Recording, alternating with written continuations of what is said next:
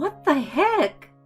You're living off my money, and yet you're making me eat such disgusting food. To my horror, my husband suddenly threw hot soup at me. I had enough. Fine, I'm leaving. The next day, he called me non-stop, to which I paid no attention. As a result, he ended up in a pit of hell. My name is Kathy. I'm a 28-year-old homemaker. When I got married to Eric just last year, I quit my job. Now I work hard taking care of the household and supporting him as much as possible. I keep our home squeaky clean and try to be creative with my cooking every day. Eric works diligently and earns a decent income for us. While we don't have an affluent lifestyle, we live comfortably and often go out together on his days off. We first met at work. Although we were in different departments, we hit it up during an office party and grew closer over time. He was a salesperson, always busy and constantly on the move. He seemed cheerful and reliable, and I've secretly admired him. So when he first spoke to me, I was ecstatic. After that, he continued to initiate conversations with me at work, and we exchanged our phone numbers. He started inviting me out, and soon he told me that he had feelings for me, and we became an item. I never expected such a turn of events, and it made me realize that life was full of surprises. Our relationship progressed smoothly. We kept it a secret in the office, which added more fire to our romance. He was so loving and sweet during our courtship, and I always cherished the fun times we had together. About a year into our relationship, he popped the question. I want to spend the rest of my life with you. Will you marry me? I was over the moon at his proposal. Of course, I said yes, and we decided to tie the knot. I wanted to get married in my 20s, so it was my wish come true. We wasted no time introducing each other to our families, and then had a beautiful wedding ceremony. We weren't into anything lavish, so we had a modest and budget-friendly one. It suited us perfectly and became a memorable and blissful wedding. Whenever I look at the wedding photo that's displayed in our living room, it reminds me of that day, making me smile. I remember how thrilled I was about the start of our new life together.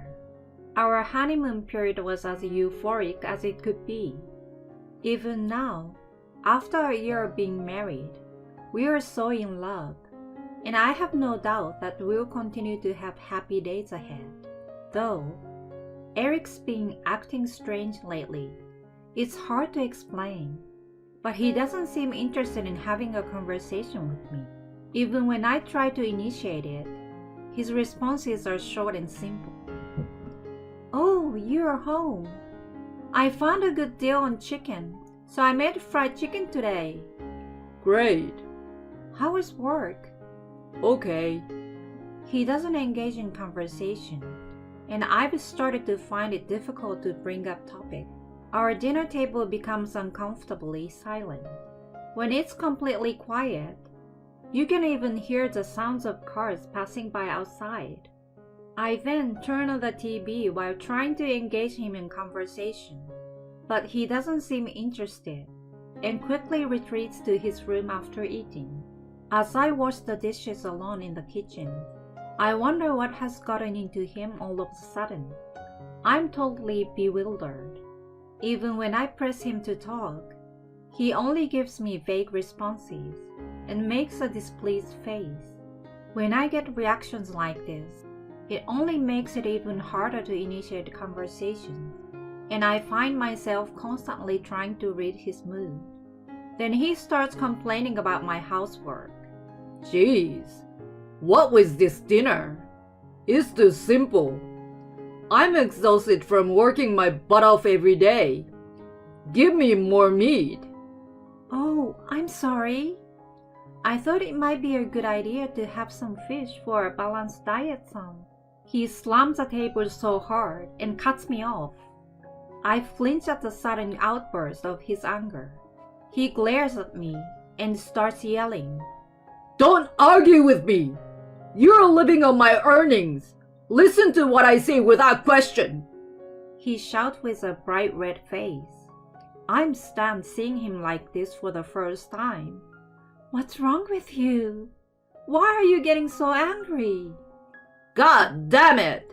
Weren't you listening to me? Don't talk without my permission! Seriously? Shouldn't a husband and wife be equals? You're being arrogant, saying stuff like that while I'm the one providing for you. You need to be disciplined. Disciplined? What do you mean? I'm going to control the food budget. It's going to be $100 this month. Huh? That's too little. I can't even cover one person with that. Don't you dare talk back every time. You will have to make it work. But if it's that low, even you won't be able to eat properly. I will buy what's lacking myself, while you prepare dinner for the both of us. Make sure it's something I find satisfying. If it doesn't meet my standards, I will further reduce the budget. But he wears a triumphant look on his face. He seems to enjoy the idea of having control over me. What's making him act this way? I begin to feel anxious about whether I can continue this marriage.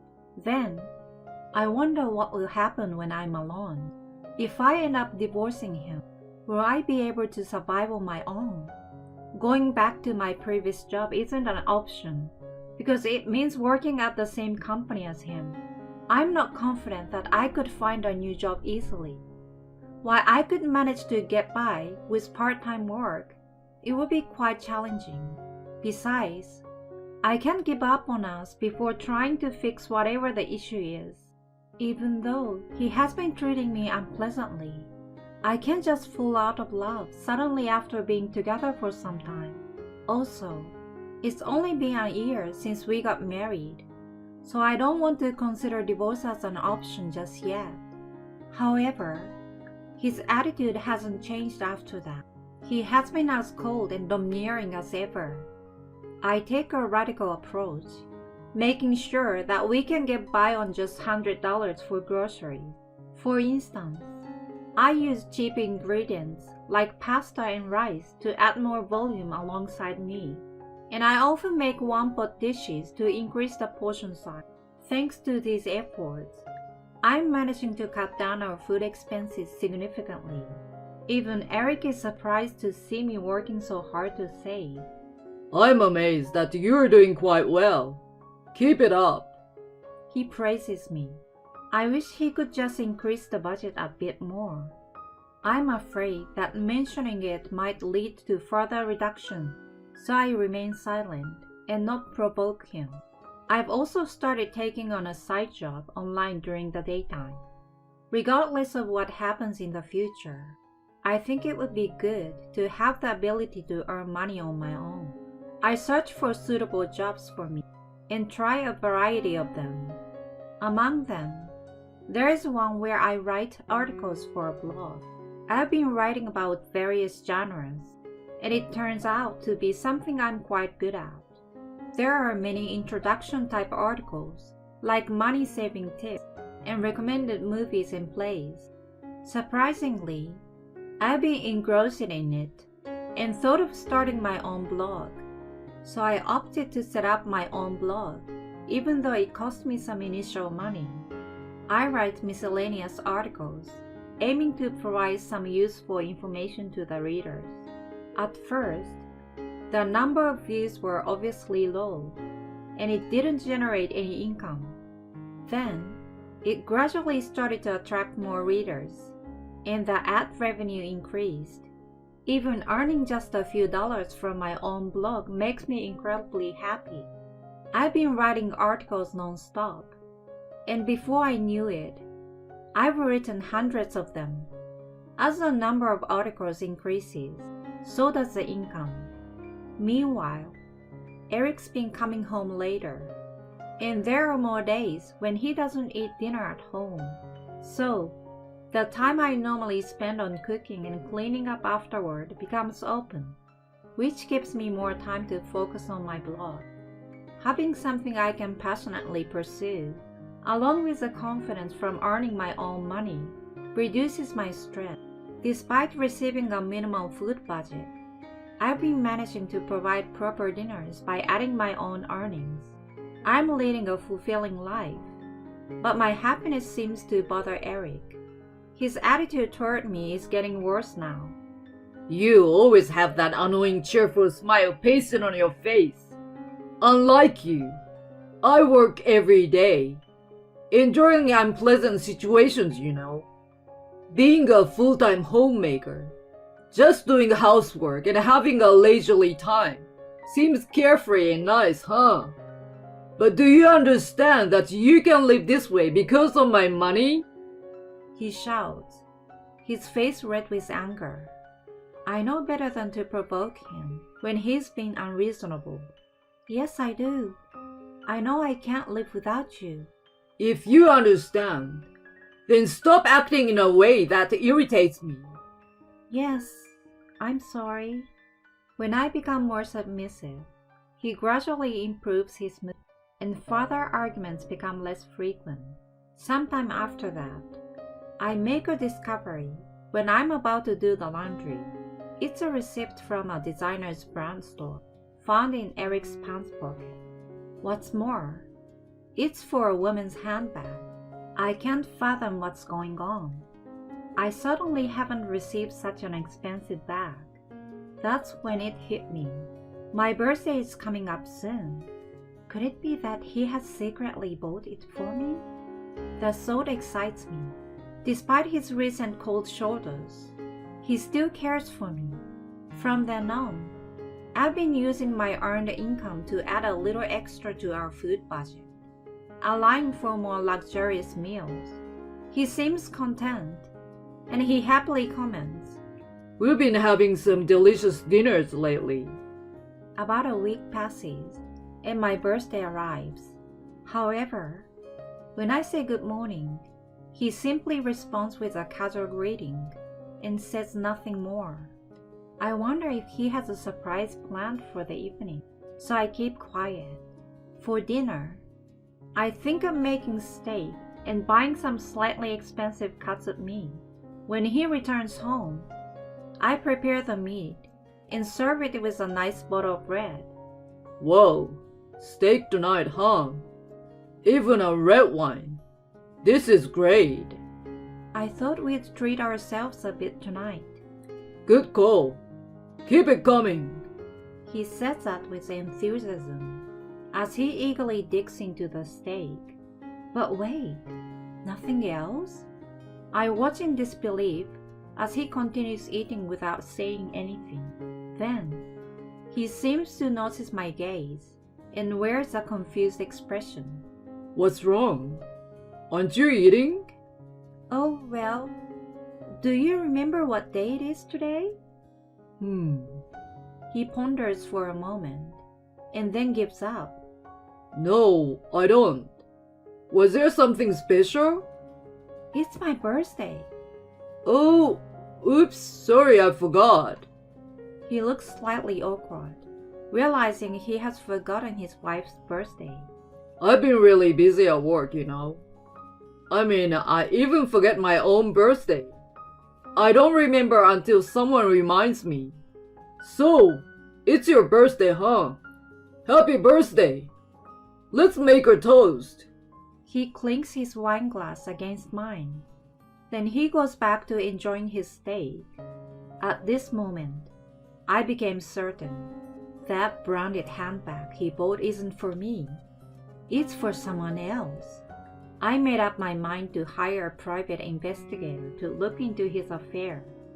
Within about 2 weeks, they gathered plenty of evidence confirming his infidelity. Indeed, he's having an affair, and there are multiple pictures of him going to hotels with his mistress. I've anticipated it, but when I actually confirmed the truth, It is truly shocking. Since then, I've been preparing for a divorce from Eric. I consult with a lawyer, pack my things, and get ready to return to my parents' house. At this point, I don't want to cook decent meals for a cheating husband, so I quickly lower the quality of our meals. Initially, he looks puzzled as he eats those simple meals, but when another frugal dinner follows the next day, his mood worsens further. Hey, haven't our dinners been awful the past few days? You were serving generous stuff like steaks before. There's not enough money. We have to make do with a tight food budget. What did you say? His face turns crimson, clearly not liking my tone. Who do you think you are, giving an attitude to me? Again, are you going to play the authoritarian husband? What you're doing is nothing but mental abuse. There's no respecting that. Don't you dare! Are you insulting me? What the heck? You're living off my money, and yet you're making me eat such disgusting food. To my horror, he suddenly throws soup at me. I thought you'd behave yourself for a while, but you're getting cocky again. I won't give you a single cent for food anymore. He shouts angrily. I have reached my breaking point. Fine, I'm leaving. Yeah, get out! I'd already packed my bags, so I walked out immediately. I get into my car and head to my parents' house. They already knew about my plans to divorce, so they welcomed me with open arms. The next day, Eric bombards me with calls, but I ignore them all. He probably didn't believe that I'd actually leave. Perhaps he thinks I will spend some time away and eventually return on my own. Not in a million years. As a result, he will end up in a pit of hell. I quickly find a good divorce lawyer. I've shown proof of his affair and explained in detail about the mental abuse I had received, not to mention the incident with the soup, which, while not boiling hot, was hot enough to warrant as assault charge. Eric and I have been communicating through our respective lawyers. He is surprised by the extent of my demands and the evidence I provided for the affair. Initially resistant, he came to realize that he couldn't overturn the situation, and he had to accept the divorce and compensation. I spoke to my ex-colleagues who still work with him, which had the intended consequence of exposing his true nature in his office. While he has portrayed himself as a wholesome character, the revelation of his temper and violence has resulted in others keeping their distance, and his reputation has suffered a considerable blow. Under these circumstances, it inevitably becomes difficult for him to climb the career ladder, and it's safe to say that his path to success has been closed off. Frankly, I think it serves him right, and it's a consequence of his own action.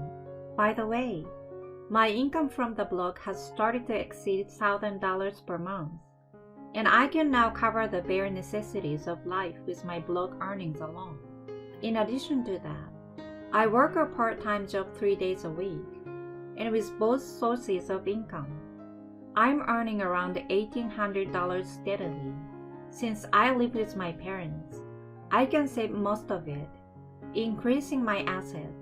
I'm not planning on getting into dating or marriage anytime soon. Instead, I want to cherish the time with my parents while dedicating myself to my work.